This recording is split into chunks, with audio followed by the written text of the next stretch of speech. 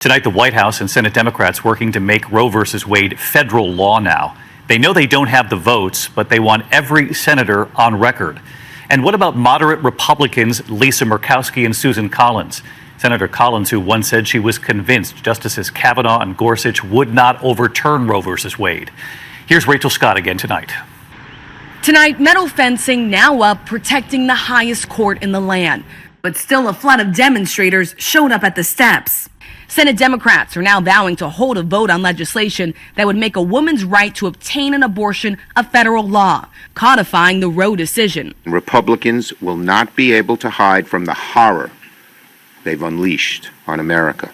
Only 2 Republican senators support abortion rights. One of them is Senator Susan Collins. She voted for Justices Neil Gorsuch and Brett Kavanaugh, convinced they would not overturn Roe.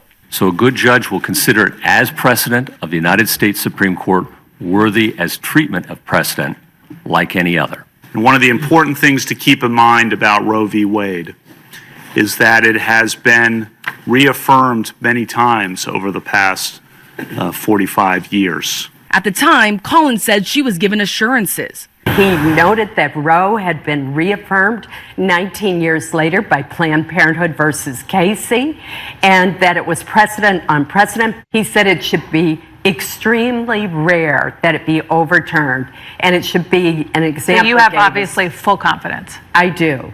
But that draft opinion indicates both Gorsuch and Kavanaugh will vote to overturn Roe after all.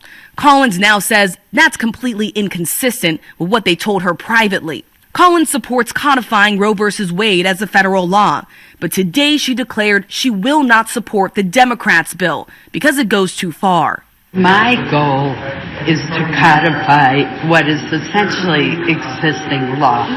That means Roe v. Wade, and it means keeping the conscience protections, which appear to be wiped out by the Democrats' version. But Lisa Murkowski, the other Republican senator supporting abortion rights, says she is now willing to take another look at what Democrats are offering. Rachel Scott with us from the Supreme Court tonight. And Rachel, Senate Democrats are determined to have a vote now on this bill next week. Of course, as you've reported here, they want to get all senators on record. You've also reported they don't have the votes. And so let's ask about Senators Collins and Murkowski. We learned from your reporting tonight that they have supported the idea of making Roe v. Wade federal law. So I guess the question would be, would Democrats consider joining them? Well, David, even though some Democrats do support that legislation, they do not want to take that path right now, though they haven't completely ruled it out. Senate Majority Leader Chuck Schumer has promised the Senate will continue to vote on legislation to codify Roe v. Wade. But the reality is, even with the support of 2 Republicans, Collins and Murkowski, they still do not have the votes they need to get it passed. David?